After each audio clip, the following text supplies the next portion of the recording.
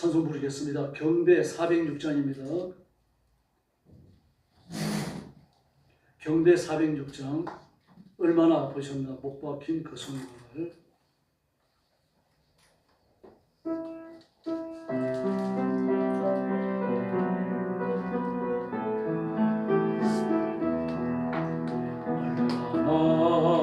아프셨나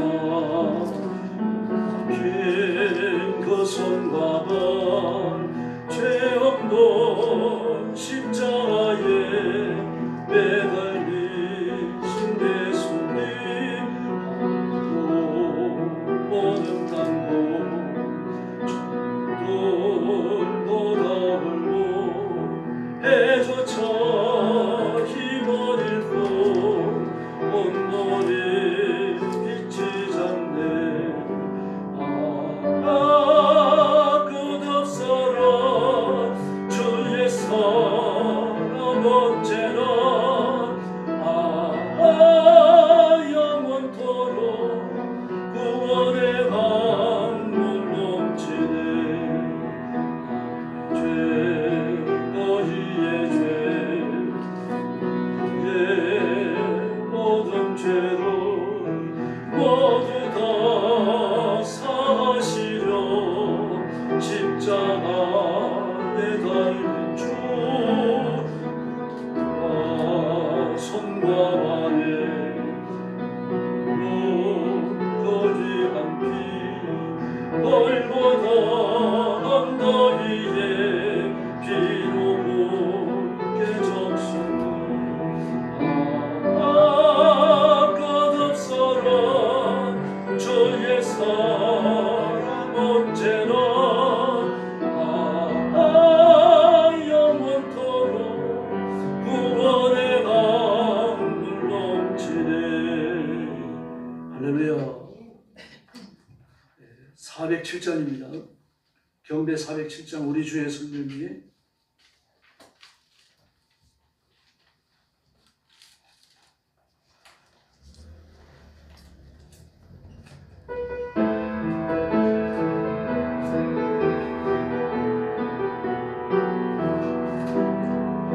주의 성령이 내게 임하여 주를 찬양합니다. 주의 성령이 내게 임하여 주를 찬양합니다.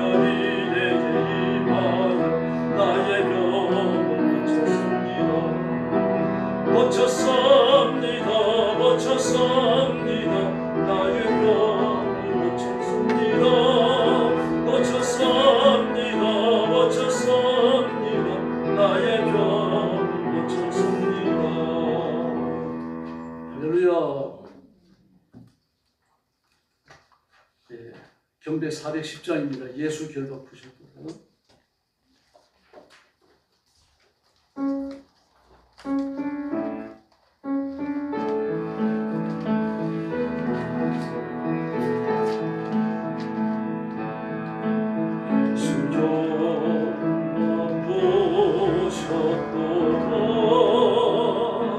모든 결박하셨도다.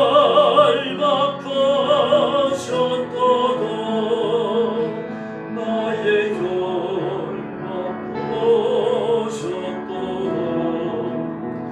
나는 자유의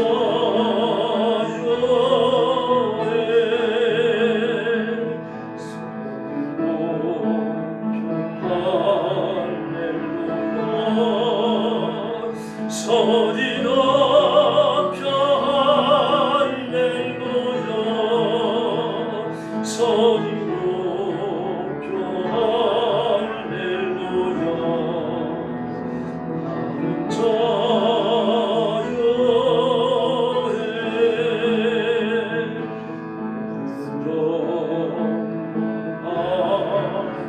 하나님께 모든 영광 하나님께 모든 영광 하나님께 나는 자유의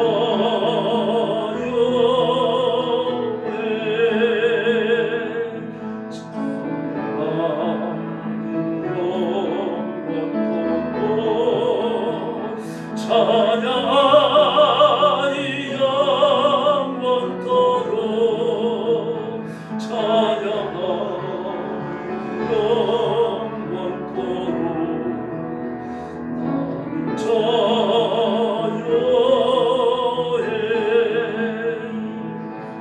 할렐루야. 예수님이 우리 결박을 푸신 줄 믿습니다. 찬송가 147장입니다. 거기 넣어 있습니다.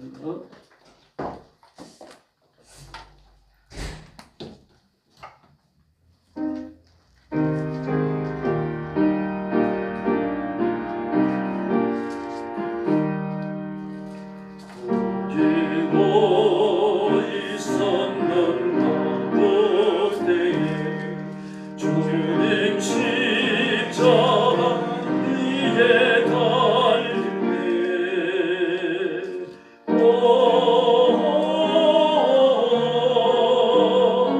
때로 그 일로 나는 떨려 어디로 있었는가 그때에 어디로 있었는가 그때에 주님이 나무 위에 달릴 때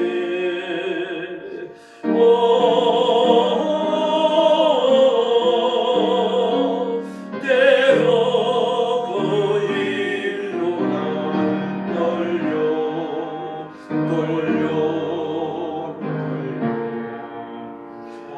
어디로 있었는가 그때에 어디로 있었는가 그때에 해가 그 밝은 빛을 잃을 때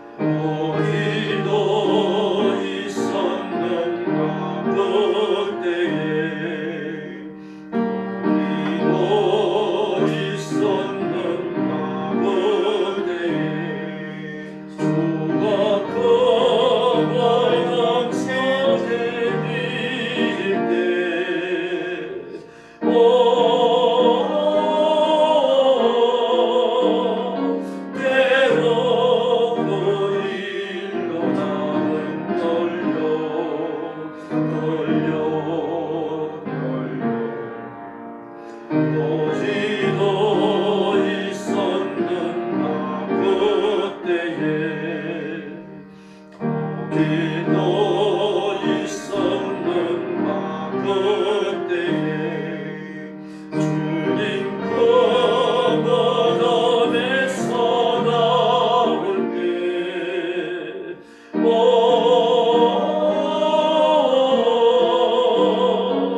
때로 그 일로 주께 영광 영광 오지도 있었는가 그때에 할렐루야. 찬송가 153장 부르겠습니다. 가심 열류관.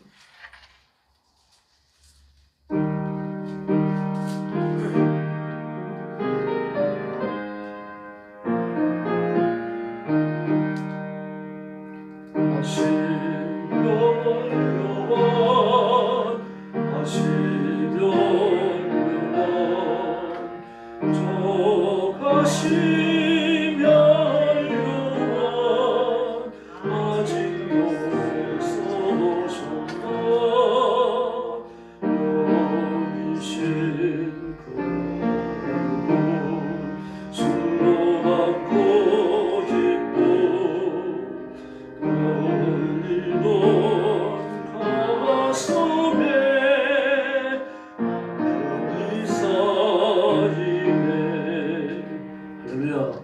154장 부르겠습니다. 154장입니다.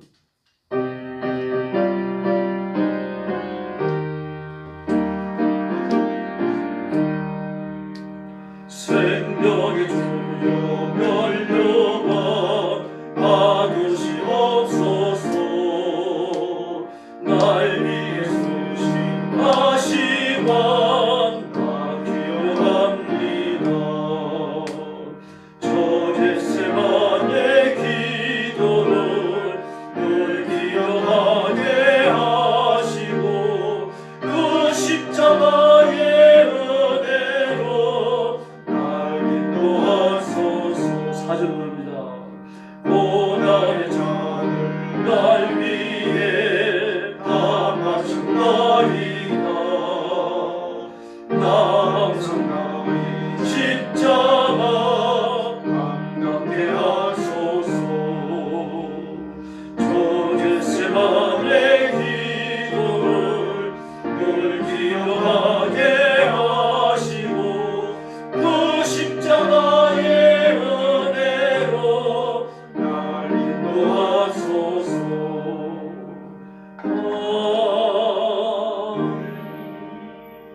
합심 기도하겠습니다. 오늘 밤 드리는 예배가 산제사 되어서 하나님 앞에 상달되도록 우리가 거룩한 입술, 거룩한 몸과 거룩한 마음으로 하나님 앞에 예배하기에 부족함이 없도록 자신의 성결을 위해서 기도하시고 또 말씀 전하는 저와 말씀을 받는 여러분 자신들을 위해서 뜨겁게 부르시기 바랍니다. 교회가 사도행전 2장의 예루살렘 교회처럼 뜨거운 교회가 되도록 우리 성도들도 예루살렘 성도들처럼 뜨거운 믿음을 가지도록 교회가 부흥하도록 기도해 주시고 또 나라와 민족을 위해서 기도해 주시기를 바랍니다. 같이 기도하겠습니다. 자비하신 아버지 하나님 감사합니다. 수요일 밤에 저희들 함께 모였습니다. 이 약속된 시간이 되어 주 앞에 왔사오니 저와 사랑하는 성도들 하나님의 가슴에 품어주시고 새 은혜 새 능력 새 능력을 하여 주시기를 간절히 원하고 기도합니다. 세상을 살면서 혹시 범죄하였을지라도 용서해 주시고 그리스의 보혈로 속이사 성기를 하셔서 거룩한 입술 거룩한 신경 거룩한 인격으로 산제사 되도록 은총을 베풀어 주옵시기를 간절히 원하고 기도하옵나이다. 우리의 생활이 기쁨하시고 기쁨하시고 우리의 온 삶과 의지와 성결하여 하나님의 백만천이 거룩한 영을 되게 하여 주시옵기를 간절히 원하고 기도하옵나이다. 자비하신 하나님 아버지 말씀을 사모하며 기다립니다. 하나님 보내주시기를 기다립니다. 하늘로부터 오시는 바 성령의 권능을 기다립니다. 저와 온 성도들을 사로잡으시고 하늘의 능력 성령의 충만함을 허락하여 주옵시기를 간절히 원합니다. 세상을 이길 능력을 주시고 마귀의 권세를 깨뜨리시고 주시고 악한 영들을 몰아낼 권세를 허락하여 주옵시기를 간절히 원하고 기도하옵니다. 예수님 자랑하지 마시고 십자가 자랑하지 마시고 하나님의 힘을 자주시고 12년 종으로 일하며 쓰임받으로 공부되어 주시기를 간절히 원하옵니다. 자비하신 하나님 아버지를 해주시기를 바랍니다. 전능하신 하나님 아버지 하늘을 열어주시기를 간절히 원하고 기도하옵나이다. 성도들 가정마다 복을 받게 하시고 모든 예수 믿음 구원받게 하시고 믿음과 말씀 위에 굳게 서게 하시고 오직 주님만 바라보며 주님만 의지하며 주님만 따라가는 신실한 종으로 삼아주시옵기를 아버지와 간절히 원하고 기도하옵나이다. 하나님의 복받은 가정 되게 하시고 평화로운 가정 되게 하시고 은혜 충만한 가정들 되게 하여 주옵시기를 바랍니다. 우리 교회를 주님 앞에 맡깁니다. 깨어있는 교회가 되게 하시고 살아있는 교회가 되게 하여 주시옵소서. 사도행전 2장처럼 성령께서 능력으로 임하시는 뜨거운 교회, 살아있는 교회가 되게 하여 주시옵소서. 성령의 번영이 임하는 교회가 되게 하시고 온 성도들의 생명 충만에 뜨거운 믿음, 뜨거운 기도, 뜨거운 예배 드리는 성도들 되도록 은총을 베풀어 주시기를 원합니다. 교회는 날마다 부흥하게 하시고 날마다 새로워지는 역사를 허락해 주시옵소서. 나라와 민족을 주님 앞에 맡깁니다. 깨어있는 민족이 되게 하시고 깨어있는 백성이 되게 하시고 6월 13일 대통령 선거원으로 임하셔서 하나님께서 다스려 주시며 하나님을 두려워하는 기도의 대통령이 뽑혀지도록 은혜 베풀어 주시기를 간절히 원하고 기도합니다. 성령께서 역사해 주시기를 바랍니다. 은혜 주실 줄로 믿습니다. 자비하신 아버지 감사합니다. 오늘 밤에 우리가 겸손히 엎드려 싸우니 사랑하는 성도들을 붙들어 주시고 진리의 말씀을 기쁨과 믿음으로 받으며 이 말씀대로 살고 말씀이 약속하는 승리를 누리게 하여 주시옵소서. 온 성도들을 주 앞에 맡깁니다. 모이기에 힘쓰게 하시고 깨어 기도하기에 힘쓰게 하시고 사도행전 2장의 예루살렘 성도들, 예루살렘 교회처럼 뜨거운 성도들, 살아있는 교회가 되게 하여 주시옵소서. 예수님의 이름으로 간절히 기도 올려옵나이다. 아멘.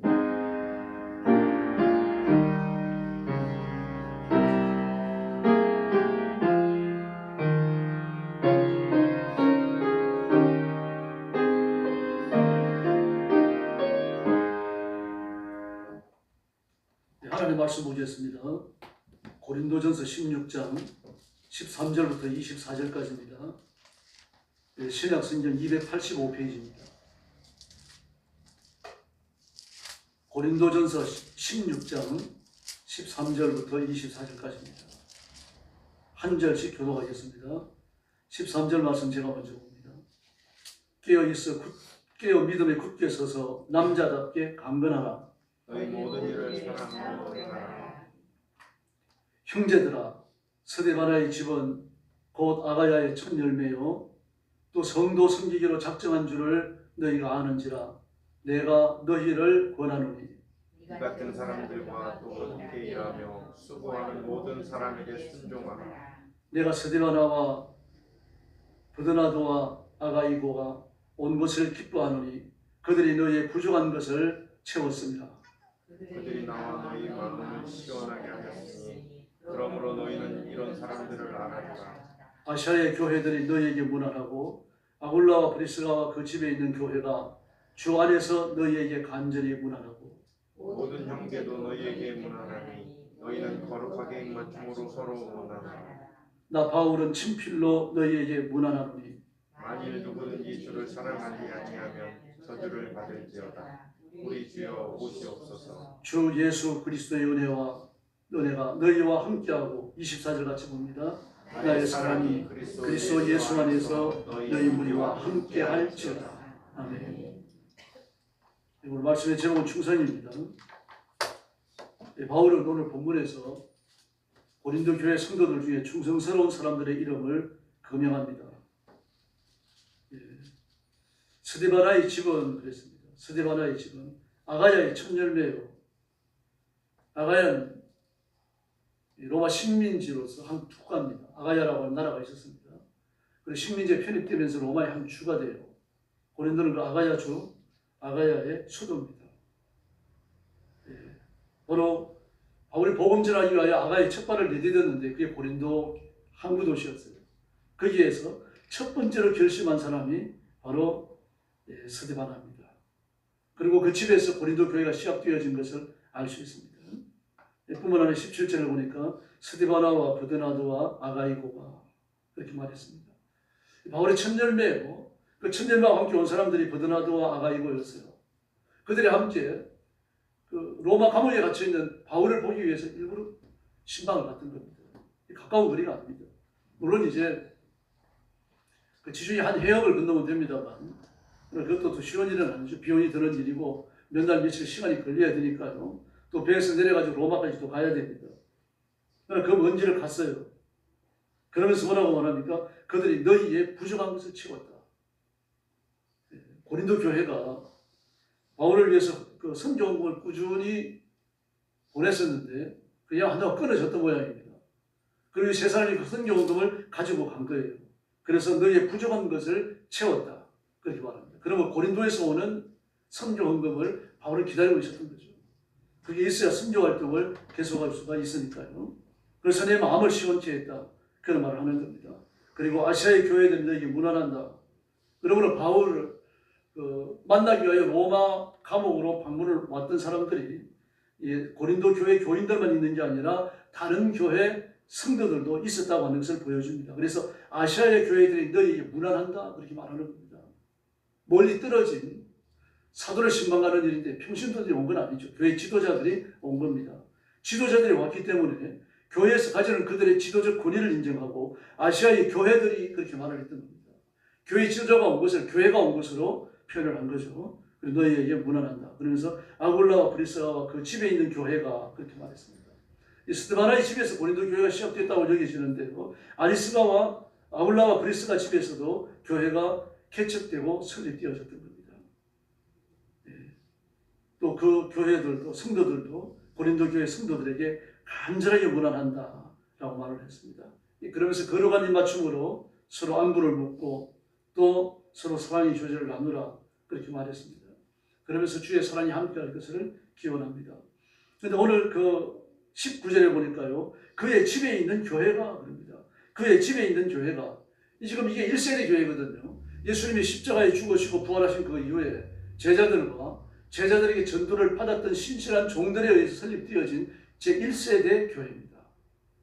그 교회는 뭐 이렇게 셋집을 얻고 또 이렇게 그 넓은 장소를 얻어가지고 교회를 개척했던 게 아닙니다. 집에서 시작했어요. 오늘 본문에 나오는 것처럼요. 왜 그런가 하면 교회가 하나님의 집이라고 하는 하나님의 가정, 하나님을 아버지라고 고백하죠. 하나님은 아버지이시고 우리는 자녀란 말입니다. 그러므로 가정이 성립되는 거죠. 이런 개념을 가지고 교회를 시작했던 겁니다. 그러므로 그들은 요즘 21세기 교회처럼 말입니다. 무슨 넓은 공간을 얻어가지고 여러 가지 그 성구를 들여놓고 그리고 막 많은 사람들이 모여가지고 예배를 드리는 이런 개념이 아닙니다. 가정입니다. 가정은. 하나님은 아버지라고 부르는 그리고 예수 그리스도의 보혈로 십계를 받은 그 사람들이 모이는 가정이 되는 거죠. 그래서 교회 생활이 그와 같은 가정에서 이루어지는 그런 영적인 가정 생활로 그렇게 이해를 했던 겁니다. 그러면서 그들은 공동체적인 생활을 했습니다. 가난한 사람이 있으면 뭐 십시일반으로 나누어줄 수도 있겠지만 사도들이 발 앞에 갖다 둡니다. 어느 집이 가난한데 좀 나누어 주십시오. 그럼 사도는 교회 전체적인 형편을 알잖아요. 아니 어느 집만 가난하지 않다는 걸 아는 거거든요. 그럼 그걸 나누어가지고 가난한 사람들이 골고루 나누었던 겁니다. 공동체 생활을 한 거죠.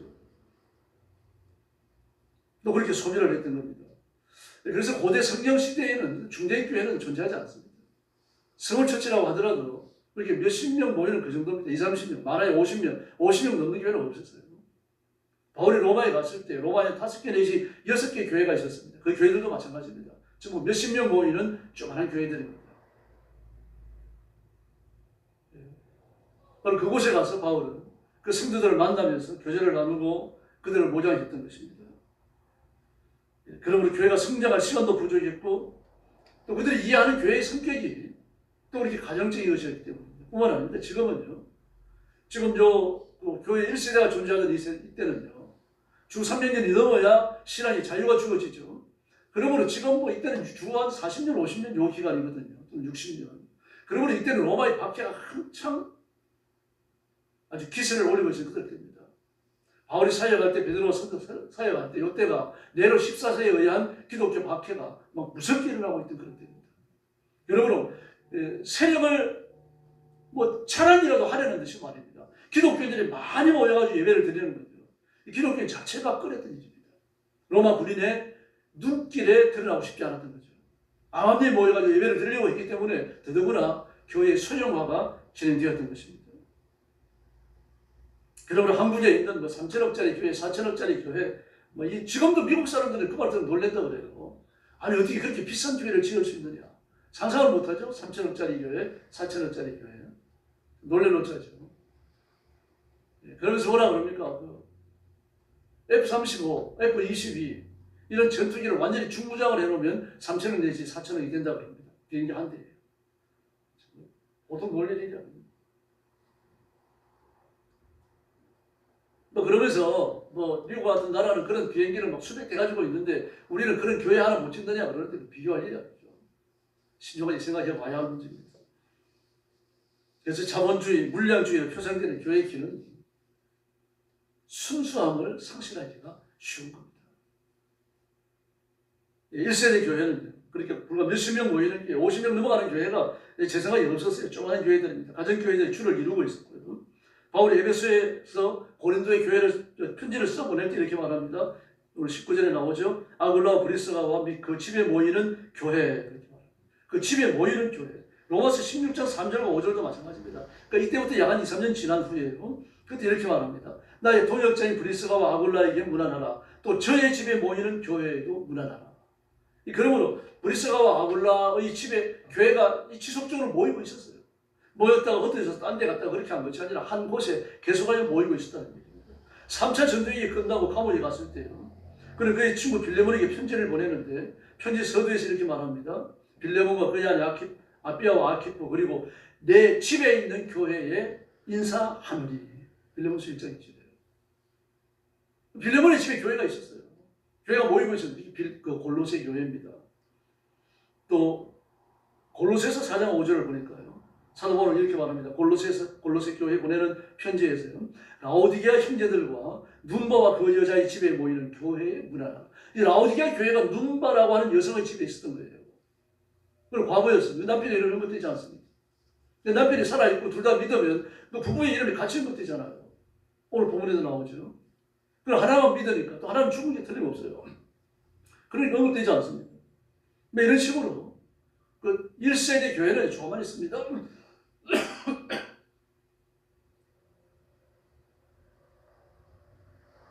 교회를 짓기 위해서 특별한 언급을 하고 상상도 못합니다. 근데 돈이 있으면 구제했습니다. 또 선조했고요. 돈을 모아가지고 헌금을 모아가지고 큰 액수를 이루고 그걸 가지고 건물을 짓는다. 그 시대 사람들은 그런 거 상상을 못합니다. 교회는 그런 곳이라고 생각을 안 했거든요. 그래서 고린도 교회의 그 충성스러운 사람들을 소개하면서 그 소개가 교회가 설립되고 또 부흥하고 성장하면서 일어났던 여러 가지 에피소드가 오늘 본문에 기록 안 됩니다. 바울은 다 기억하고 있는 거죠. 기억하고 있기 때문에 사람을 기억하는 거예요. 에피소드가 없으면 사람이 기억되지 않습니다. 예배 시간에 은혜를 받았든지 많이 울었든지 힘을 다해 구제를 했든지 또는 뭐 선교 후원을 위해 가지고 또 헌신을 했든지 뭐 그런 기억될 만한 에피소드가 있는 겁니다. 그러니까 이 사람들 이름을 하나하나 금명을 하잖아요. 특별히 라오디아 교회가 있었던 눈바를 기억하고 있죠. 아굴라 브리스가 이 집에 있었던 것을, 집에 교회가 있었던 것을 기억하죠.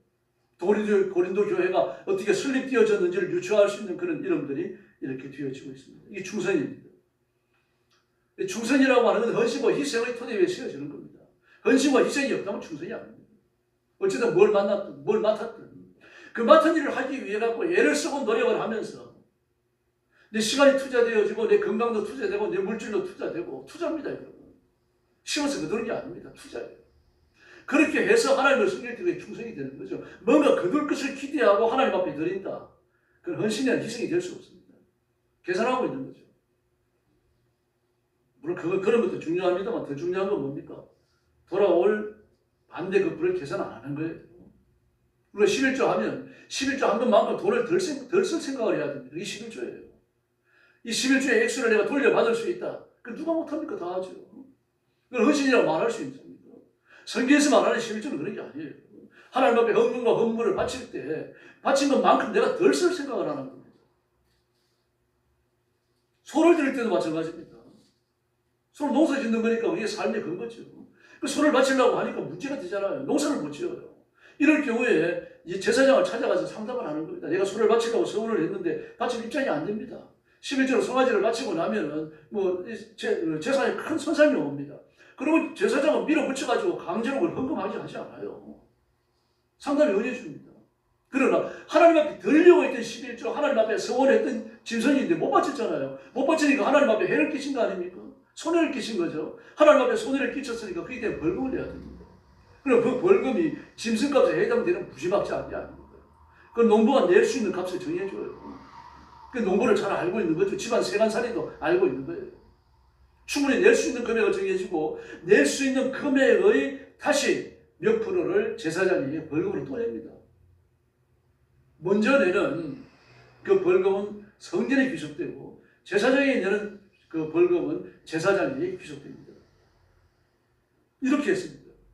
그러므로 성전이었어요. 하나님 앞에 헌신했던 사람들, 짐승을 잡아 바치고 11조하고 있던 사람들이 그게 되돌아올 걸 기대하고 바친 게 아닙니다, 여러분. 오히려 그 버릇이 어디서 나옵니까? 현대교회에서 나와요. 그래서 성경적 가르침이 아닙니다. 헌신이 될 수 없고 희생이 될 수 없죠. 그래서 충성의 방식에 있어서 뭐라고 말합니까? 남자답게 강건하라고 말합니다. 고린도 교회에서 문제를 일으키는 사람은 여자들이잖아요. 아프로디테를 주신으로 섬기면서 그 밑에서 아프로디테를 위해서 봉사하던 그런 여자 사제들, 창기들 아닙니까? 그들이 복음을 받고 회심을 하고 교회를 들어왔지만 아프로디테를 섬기던 여자 사제로 살던 그 억센 삶을 청산하지 못했던 거 아닙니까? 그러니까 교회에 들어와서도 바람을 피우고 말입니다. 성문제 일으키고 말이죠. 남자들 추간하고 다스리고 남자들 응거르려고 하고 이 모진 일들이 고린도 교회 안에서 일어났던 거 아닙니까? 그래서 바울은 그런 걸 하나하나 금명을 하면서 바로 잡아가고 있는 겁니다. 그러므로 고린도 교회 성도들을 향하여 바울 자신을 본받으라는 말입니다. 내가 누구도 두려워하지 않는다. 고린도에 있는 아프로디테의 사제들 내가 두려워하지 않는다. 억센 여자라는 거 안다. 말 잘하는 거 알고 사회적 지위를 가지고 있고 정치의 실권을 가지고 있는 여자 사제들이 있다는 걸 안다. 그러나 내가 그들을 두려워하지 않는다. 나처럼 강건하고 담대하는 그런 이야기입니다. 그러므로 오늘 고린도 교회에서 남자답게 강건해야 된다라는 이 교훈을 주시는 이유는 죄와 싸우는 호전적 자세를 말하는 겁니다. 우리가 사람을 대하거나 성도들을 대할 때는 겸손한 자세를 가져야 하지만요, 죄를 싸우거나 마귀와 대립했을 때 그때는 호전적 자세를 가져야 돼요. 아주 강해야 됩니다. 담대해야 되고요.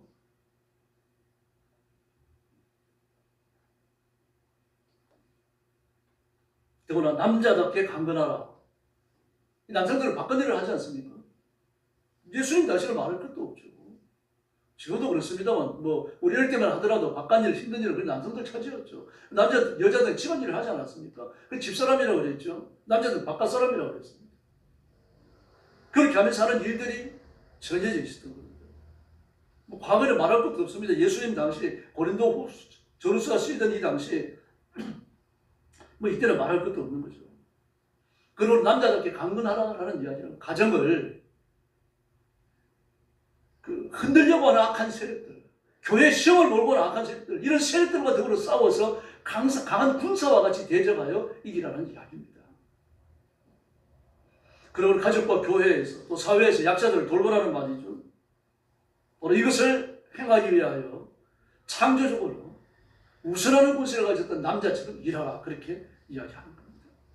마치 내가 교회를 보호해야 될 것처럼, 내가 가정을 보호해야 될 사람인 것처럼, 내가 이 사회와 민족을 보호해야 될 사람인 것처럼 그렇게 죄와 싸우고 사단의 권세를 깨뜨리라는 말입니다. 또 바울은 고린도전서 1장 19절에서요, 근로의 집사람들을 통해서 들었던 고린도 교회 소식을 기억하고 있어요. 그게 바울의 마음을 아프게 했던 겁니다. 근로의 집사람을 통해서 들었던 고린도 교회 소식. 이제 먼저는 그 이후의 기록을 보면 알 수 있어요. 분단이 있다는 것, 또 건친상간이 가정 안에 벌어지고 있었던 것, 이 더러운 죄들이 이 사람들을 통해서 전부 다 바울에게 보고되어졌던 겁니다. 근로예요, 이 집사람들. 고린도 교회 지도자 중에 한 사람입니다. 이걸 생각하면서 바울이 가슴이 아팠던 거예요. 그래서 남자와 같이 강건하게 담대하게 일어나 죄와 싸우고 사단의 원수를 깨뜨리고 하나님의 질서, 하나님의 통치를 선포하라고 그렇게 외치는 겁니다. 예수파, 바울파, 베드로파, 아볼로파, 이런 분파가 생겼습니다. 일단 분파가 생기면 예수님을 안 따릅니다. 누구를 따릅니까? 그 분파에서 리더가 되는 사람을 따라가는 거예요. 그 망할 짓이죠. 우리가 최종적으로 겨냥하고 바라보고 의지해야 할 분은 예수님 한 분이신 줄로 믿습니다. 더구나 성찬의 타락도 이루어졌습니다. 하나님 앞에 성찬을 교회가 준비를 합니다. 교회가 준비하니까 최선의 음식을 준비할 수는 없잖아요. 더구나 그 당시에는 살기가 더 어렵지 않았습니까? 그리고 부자들은 어떻게 합니까? 자기가 먹을 고급스러운 음식과 포도주를 따로 가지고 왔어요. 이게 무슨 성찬입니까? 한 잔과 한 떡에 참여해야 되는데요. 바울이 그걸 굳이 넣은 겁니다. 이 교회에서 준비해놓은 성찬신용 빵과 성찬신용 포도주를 좀 질이 낮다 그래가지고 돈 있는 부자들이 말입니다. 고급스러운 걸 보따리에 싸가지고 오니까 이게 되겠습니까? 그 교회는 그걸 다스려야 되는 건데 아무 말도 안 했습니다. 그냥 뒀어요. 그럼 배 아픈 사람 또 어떻게 합니까? 배를 고른 채 교회 나가갖고는 말입니다. 성찬식을 하면서 배가 부르게 먹어버리는 겁니다. 뭐 그렇게 배부르게 빵을 먹고 배부르게 와인을 마시니까 막 취하는 거죠 또요. 바울이 그걸 꾸짖는 겁니다. 먹을 집이 없느냐? 한 잔과 한 빵에 참여하라 그랬는데 너희가 무슨 일을 하는 짓이냐? 막 그렇게 야단을 쳤습니다. 또 영적 감성주의자들 추대됐습니다. 고린도 교회는 은사가 충만했습니다. 그런데 은사를 가진 사람들끼리 어떤 은사가 더 좋으냐? 이 은사를 겨루는 거예요. 나는 병 고치는데 너는 방언이나 하지 병 고치러 왔니? 이런 식입니다. 병 고치는 은사가 더 낫지. 너는 병 고친다고 해서 방언도 한마디 못하냐? 방언의 은사가 있어야 기도의 능력이 있지. 방언의 은사가 없으면 병 고치는 은사 아무것도 아니죠. 뭐 이런 식으로 어떤 은사가 더 좋으냐, 어떤 은사가 더 강하냐, 은사를 가지고 서로 우열을 따지고 겨루고 막 그러졌던 거예요. 예배에 타락이 일어나는 거죠.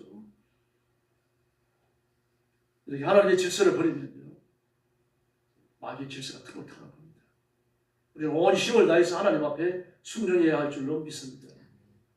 그런데 교회 지도자들은요, 이런 타락상을 방치하고 있었어요. 그래서 이에 대해서 바울은 오직 예수 그리스도의 십자가 진리만을 강조하는 겁니다. 이런 영향을 배역하는 거죠.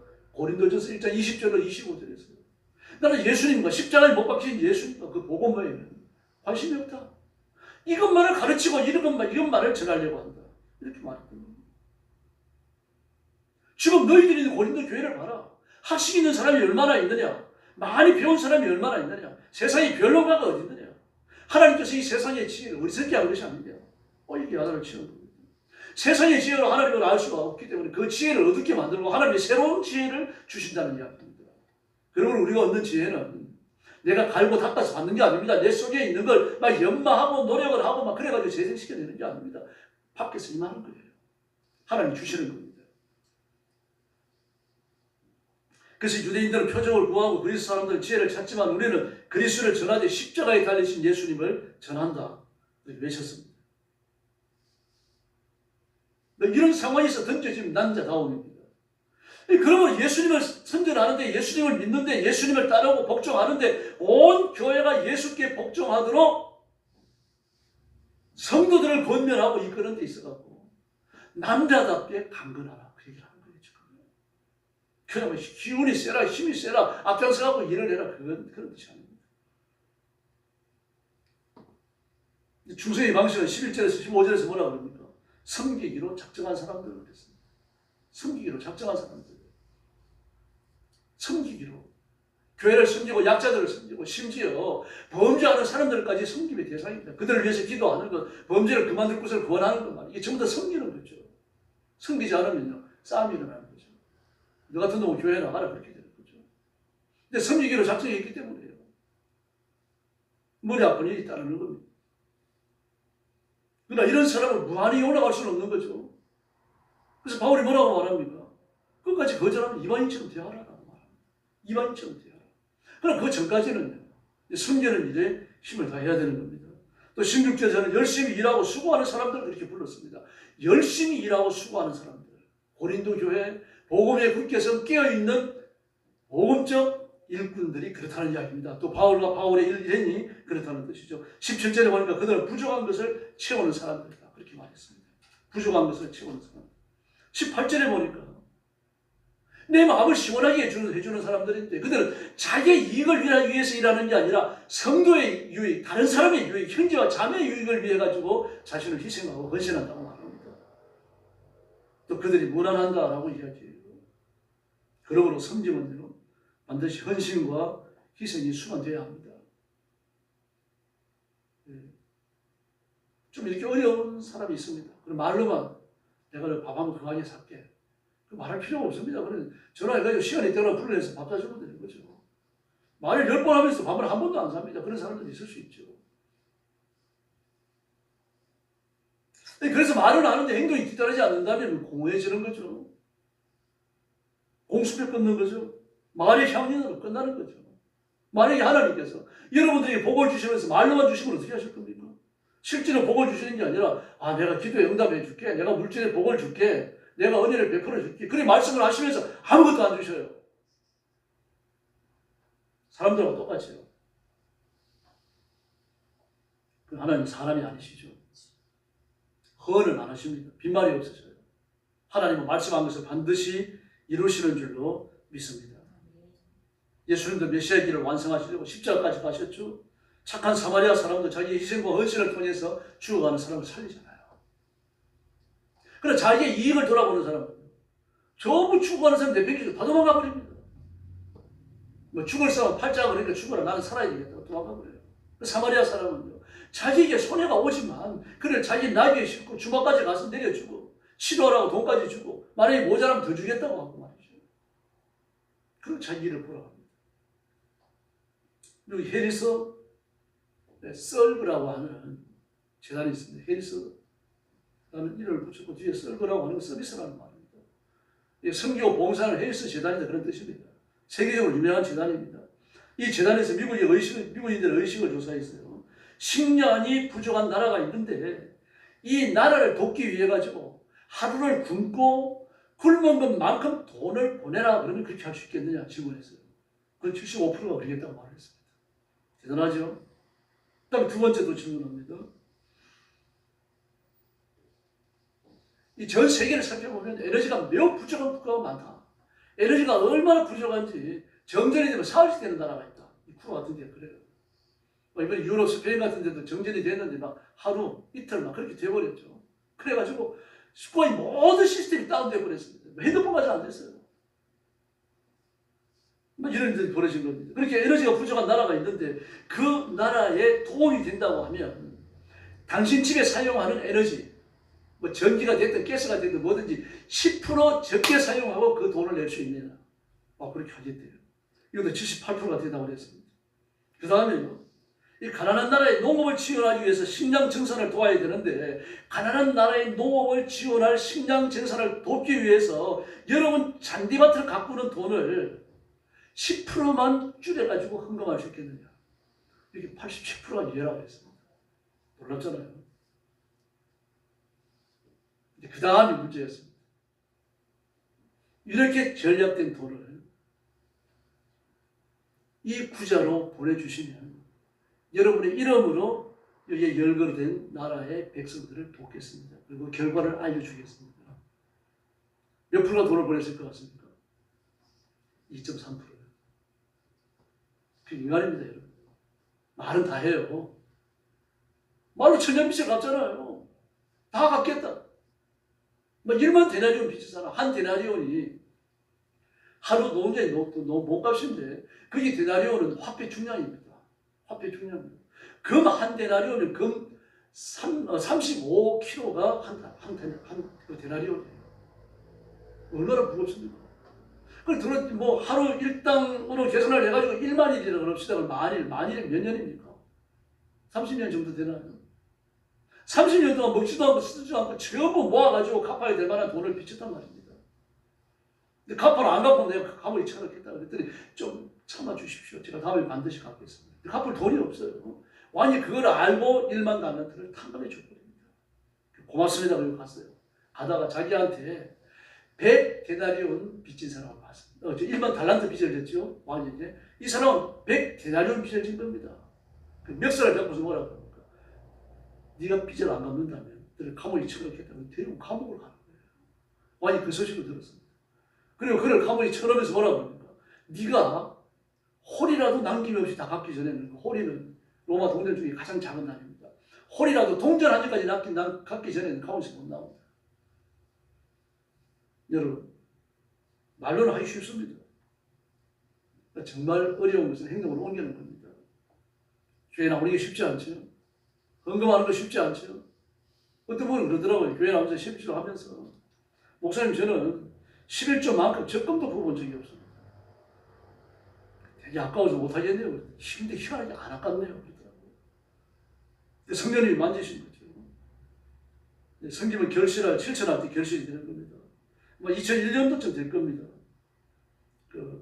교수와 법조인들의 십시일반으로 모아가지고 그 당시에 2천만 원의 돈을 대학 몇 곳에 전달한 적이 있습니다.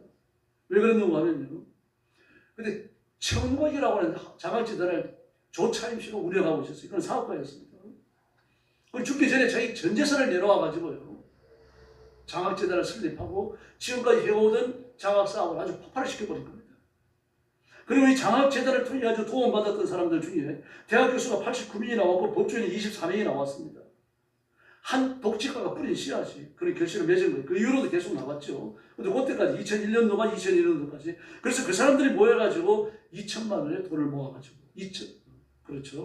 2천만 원의 돈을 모아가지고 사람들에게 나눠줬던 겁니다. 여러분, 이렇게 남을 돕는다고 하는 것, 자비를 베풀고 은혜를 베푼다라고 하는 것은 그걸로 끝나는 게 아니라 계속 순환이 됩니다. 순환이 되어져가지고 다시 내 도움을 받은 사람들이 다른 사업을 돕는 이제 이런 길로 나가게 되는 겁니다. 그래서 우리는 죄 용서받고 하나님의 자녀가 되었고 오늘날까지 인생길을 걸어오며 하나님이 주시는 것을 쓰면서 살아온 줄로 믿습니다. 그렇다고 하면 내가 받은 것, 내가 쓴 것, 내가 서 있는 지금의 이 자리를 기억하면서 내가 하나님께 받았던 것처럼 나도 끊임없이 자비를 베풀어야 할 줄로 믿습니다. 바로 이것이 믿음으로 사는 겁니다. 그리고 믿음이라고 하는 건 뭡니까? 하나님이 주신 은혜로 사는 겁니다. 은혜를 살고 하나님이 주신 은혜를 물결처럼 흘러가게 만드는 것, 그게 믿음이에요. 하나님의 은혜가 내게 흘러 들어왔습니다. 물질이 됐든 건강이 됐든 뭐가 됐든지 간에 내게 흘러 들어왔으면 이걸 내게서 흘러나가게 만들어야 돼요. 근데 흘러나가게 만드는 게 아니라 꽉 닫혀지게 만드는 거예요. 그거 썩어요. 병납니다. 그래서 우리는 하나님의 은혜를 물결처럼 흘러가게 해야 됩니다. 이것이 변하지 않아야 됩니다. 지금도 이래야 되고 내년도 이래야 되고 우리 일생 동안 이렇게 하나님의 은혜를 흘러가게 하는 사람이 되어져야 할 줄로 믿습니다. 그리고 믿음으로 산다라고 하는 건 바로 부지런함을 말합니다. 한번 시작한 데는 끝까지 끝을 맺어야 됩니다. 시종여의란과 부지런한 것, 같은 뜻의 같은 맥락에 서 있는 말씀이죠. 이미 시작했기 때문에 어떤 난관이 오더라도 끝까지 가는 거죠. 3일 금식한다고 했으면 3일 금식해야 되는 겁니다. 내가 누구를 구제하고 누구를 돕겠다 했고 자 마음에 작정을 했으면 내 마음에 작정한 것을 이룰 때까지 끝까지 하는 거예요. 아이고 이번 달에 돈이 좀 모자라는데요. 그 핑계가 안 됩니다. 하나님 앞에 하루에 30분씩 성경 읽다고 했는데 오늘 너무 피곤해요. 하나님 내일 1시간 읽을게요. 그거 잘못된 거예요. 졸더라도 30분을 읽어야 됩니다. 시간을 채우고 그렇게 자야 돼요. 이게 믿음입니다. 믿음은 내 뜻을 행하는 게 아니며 내 형편을 살피는 게 아니라 하나님의 명령 앞에 내 형편, 내 처지를 초월해서 전적으로 순종하는 것, 그게 믿음입니다. 이게 변하지 않아야 되는 거죠. 우리가 사는 포스트 모더니즘 시대, 지금은 신자유주의 시대라고 부르죠. 너무 괜히 잘나서 이제 신자유주의가 되어버린 겁니다. 뭐 속박받는 걸 싫어합니다. 내가 최고입니다. 내 자유를 선동만큼이라도 선정시키는 것, 내 의지를 선동만큼이라도 위축시키는 것이 있으면 가차없이 등 돌립니다. 다 자기가 최고고 나르시즘에 다 사로잡혀 있고요. 항상 자기가 일의 중심에 있어야 됩니다. 이게 안 되면 언제든지 등 돌리고 떠나가 버립니다. 그러나 시대가 이렇다고 해가지고 사람의 본성까지 변하는 건 아닙니다. 사람은 사랑받고 관심을 받고 자비를 받아야 살아가게 되어 있어요. 이 남의 사랑을 받아야 되고 남의 관심을 받아야 채워질 수 있는 그런 마음의 공간을 가지고 있다는 이야기입니다. 사랑만 하고는 못 살아요. 나도 사랑을 받아야 되는 겁니다. 내가 사랑하는 사람이 사랑을 받은 그 사람이 나한테 사랑의 반응을 보일 때 이제 그게 삶을 계속할 수 있는 용기가 되어주는 거죠. 자기지향적인 인간, 이기주의적인 인간은요, 사회를 병들게 합니다.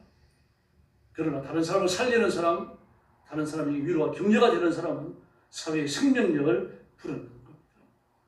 메가드 고백록에 나오는 얘기입니다. 메가드 자서전이죠. 거기 보면요, 6.25 전쟁 때 낙동강 방어선이 뚫립니다. 그 연합군 사령관이었던 메가드 장군이 이제 전황을 살피기 위해서 낙동강 다리에 도착했습니다. 쌍방울을 들어가고 주위를 쭉 살피는 거예요. 근데 병사 하나가 다 퇴각했습니다. 낙동강을 내준 겁니다. 그러니까요. 그 마지막으로 넘어가기 전에 이제 다리를 완전히 폭파시켜버리고, 그리고 이제 다리를 내줄 수는 없죠, 저기에게요. 그 강강다리가 완전히 폭파시키고 내려가기 위해 가지고 그 주변을 최종적으로 살피는 겁니다. 그 장군이 다음에 폭파해라라고 마지막으로 명령을 내려야 되니까요. 근데 병사 하나가 총을 들고 서 있는 거예요. 그래서 깜짝 놀랐습니다. 그 부관을 데리고 찾아갔어요. 근데 다 퇴각해. 너는 왜 퇴각하지 않느냐? 저는 퇴각하라는 명령을 못 받았습니다. 그럼 언제가 있었을 건가? 퇴각하라는 명령이 떨어질 때까지. 내가 더 할 말을 잃어요. 가슴이 뜨거워집니다. 그리고 막 마음속으로 굳은 결심을 합니다. 이런 병사가 있는 한 한국은 망하지 않는다. 그리고 바로 동경으로 갑니다. 그 병사를 퇴각시키고 났어요. 바로 동경으로 가가지고 인천 상륙 작전을 거기서 매듭을 지어요. 이 성공할 확률이 5,000분의 1밖에 안 됐습니다. 그럼 여기도 해보니 그대로 나와요. 5,000분의 1이라고. 근데 그걸 그날 성사를 시켜요. 그 끝까지 다 퇴각을 한 걸 자기 눈으로 보잖아요. 그러나 나는 퇴각 명령을 못 받았다고. 그 총을 들고 서 있는 그 병사를 바라보면서 그 계획을 완성을 합니다. 그리고 인천 상륙 작전에 들어가요.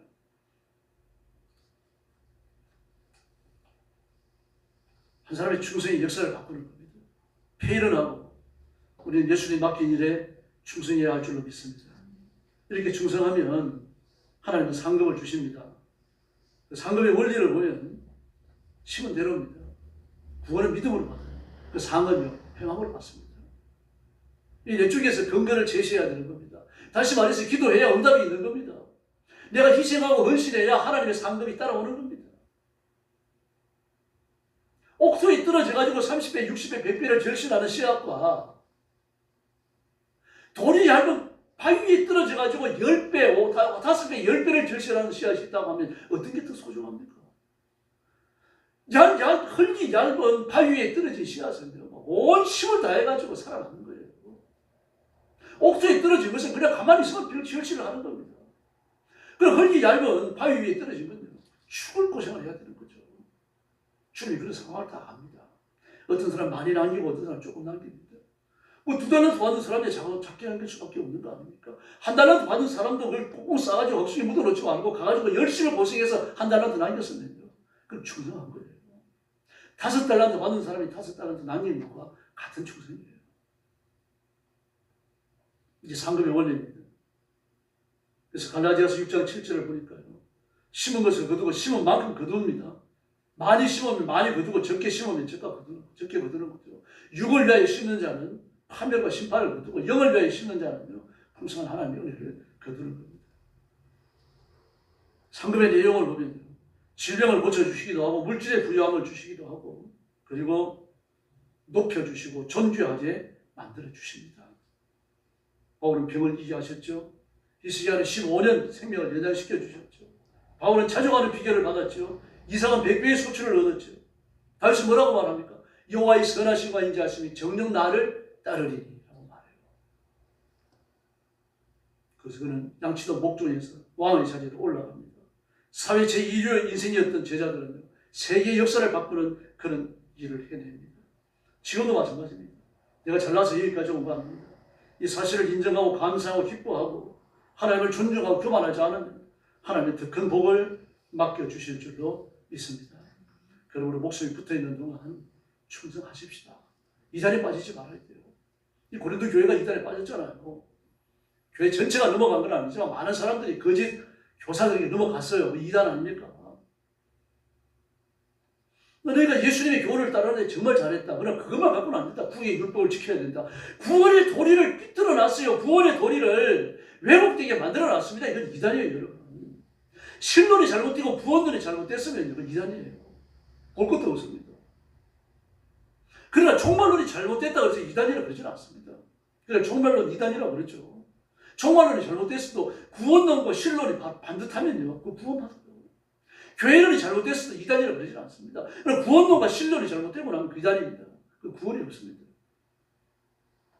그러므로 거짓 선지자들 너희가 바울이 전한 복음을 듣고 예수님을 따르는 잘했다. 그러나 그것만 갖고는 안 된다. 율법을 같이 지켜라.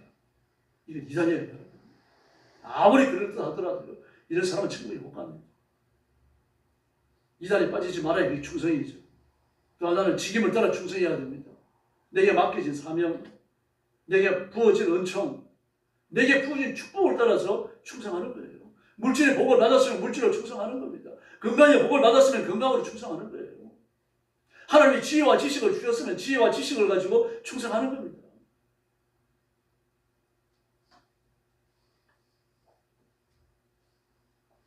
여러분, 교회는 자네가 재정부 직원인데, 재정부 부원인데, 왜 그런 거? 어린 직원이에요. 어린 직원이니까 뭐 얼마나 재정에 대해서 화나겠습니까? 또 소형교회에서야 뭐 다루는 돈의 수도 많지 않고 그러니까, 헌금의 수도 많지 않고 그러니까 쉽게 끝나고 쉽게 하고, 지금은 결혼해가지고 아마 일어나는지 모르겠네요. 여러분, 은사를 따라 일하는 겁니다. 은사를 따라서 일을 할 수 있는 길도 열어주셔야 되는 거죠. 처녀가 무슨 재정부 일을 해? 그래서는 안 되는 겁니다. 수령한 은혜 일을 해왔는데 재정부를 얼마나 효율적으로 하겠어요? 재정부가 쉬워지는 거죠. 똑같은 겁니다. 자기가 전기 기술자면요, 교회 전기 그 일들을 그 구석구석 보면서 해야 되는 거죠. 전기에 대해서 누구보다 잘 아니까요. 이제 그런 것이 직임을 따라서 은사를 따라가지고 하나님 앞에 충성하는 겁니다. 저는 군에 가기 전에 교회를 섬기고 일하면서 그때만 하더라도요, 지금은 뭐 이 주일학교에 찬송가 부르는 게 얼마나 잘 됐는지 모릅니다. 전부 다 영상을 띄우고 말입니다. 뭐 그림과 함께 나오고 동영상도 나오고 그러면서 말입니다. 막 댄스 나오고 그러니까 너무 쉬워요. 좋아요. 또 막 영상을 보고 배우니까요. 그리고 그때는 처음 한자 궤도에 있었습니다. 궤도에 쓸만한 사람이 없으니까 그냥 제가 쓰기 시작했어요. 쓰기 시작하고 또 이제 그 홍대 미다다니는 사람 한 사람 알고 있어가지고 그 사람을 친해서 알다가 보니까 이제 제도글씨 쓰는 걸 그 사람한테 배웠어요.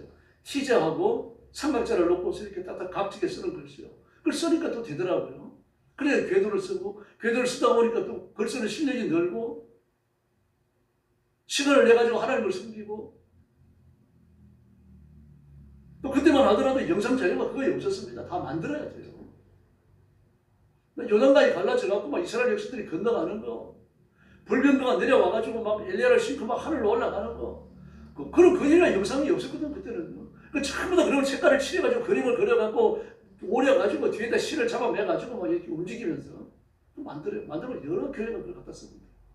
의사를 따라 섬기는 거죠. 그걸 만들면 하루 이틀 못 만듭니다. 몇 날 며칠을 만들어야 돼요. 밑그림을 그리고 색칠을 하고 아주 정교하게 실을 움직일 수 있는 길을 내고, 또 실이 빠져나가지 않도록 뒤에다 대고 또 그 실을 보호할 수 있는 그런 것도 만들어줘야 되고, 뭐 이렇게 만드는 겁니다. 뭐 지금은 영상이 좋으니까 말입니다. 얼마나 일하기 쉬운지 모릅니다. 그런 환경이 나쁠수록, 환경이 열악할수록 여러 가지 도움을 받을 수 없도록 우리의 헌신과 희생은 더 중요한 자리를 차지할 수밖에 없는 겁니다. 그런 따지지 말고 하나님 앞에 충성해야 할 줄을 믿습니다. 쉬운 거예요. 그 충성할 까득거리지 않죠. 힘이 드니까, 땀을 흘리니까, 희생과 헌신이 따르니까요. 시간을 써야 되고 육신의 노력도 써야 되니까 이게 헌신이 되고 희생이 되는 거죠. 충성이 되는 겁니다. 히브리서 12장 2절 말씀을 보니까요, 예수님도 상급을 받고 충성하셨다라고 되어 있습니다. 이렇게 충성하다가 하나님 앞에 부름받을 때, 하나님이 부르셔가지고 계산하실 때 후이 되어 누르고 흔들어 가득히 안겨서 채워서 안겨주실 줄로 믿습니다. 이 땅에서 이루어질 수도 있고 아닐 수도 있습니다. 베드로에게 뭐라 그러십니까? 예수님, 저희는 예수님을 따르기 위해서 어머니 아버지도 처도 아들도 고기도 거물도 배도 다 버려두고 주님을 쫓습니다. 아, 잘했다. 너는 이 땅에서 100배나 받는다. 그러나 환난, 핍박을 겸하여 받는다라고 말합니다. 환난이 없는 복은 없습니다. 헌신이 따르지 않는 복은 없고요. 그래서 우리는 하나님 앞에 힘을 다해 헌신하고 필요한 기도를 구해야 됩니다. 내가 뭘 했으니까 뭘 주십시오, 이게 아닙니다. 헌신은 헌신의 몫이 따로 있고 기도는 기도의 몫이 따로 있는 겁니다. 헌신하면서 기도하면 하나님이 기쁘셔서 하나님으로 더 만족하시고 하나님이 기뻐하시니 강물처럼 흘러오는 겁니다. 그게 복입니다. 그럼 우리 예수님 굳게 붙들고 예수님 편에 서주시기를 바랍니다. 지금까지 믿음의 성결을 지켜오셨는데 앞으로도 믿음의 성결을 지키고 힘을 다해서 예수님과 동행하고 그 복을 누리는 성도들이 되기를 예수님의 이름으로 축원합니다. 기도하겠습니다. 자비로우신 아버지 하나님 감사합니다. 우리가 육신을 갖고 이 땅에 살면서 믿음의 성결을 따라 살지 못하며 영적인 초월의 도래를 다 행하지 못할 때가 많습니다. 저희들을 가볍게 여기시고 하나님 앞에 온전한 충성, 온전한 헌신, 온전한 희생을 드려 하나님을 영화롭게 드리는 저희들이 되게 하여 주시옵소서. 내 하고 싶은 거 다 하고 내 쾌락 얻을 거 다 얻고 내가 할 거 다 하고 짜투라기를 꺼내갖고 하나님을 숨기고자 하는 생각은 애시당초 버리게 하여 주시기를 원합니다. 가장 소중한 것, 가장 중요한 것들이요, 하나님을 숨기고 하나님을 기쁘시게 드리는 귀한 종들이 되게 하여 주옵소서. 그 삶의 복을 주시고 가정이 화목하게 하시며 물질의 복과 건강의 복을 주시고 일생에 하나님 앞에 충성하는, 하나님 앞에 인정받는 일꾼들 되게 하여 주시옵소서. 예수님의 이름으로 간절히 기도 올리옵나이다. 아멘.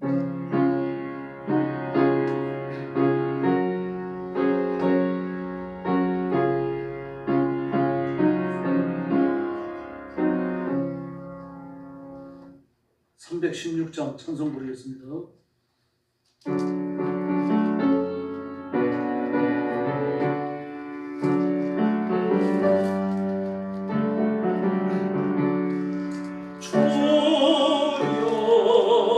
나의 생명 나의 정성들이니이다. 이 작은 나의 생명 나의 정성 나의 주님만을 위하여서 살기 원하오니 주여 잡아주소서. 나를 잡으소서. 주님만을 위하여 살게 하소서. 불같은 성령으로 충만케 하옵소서.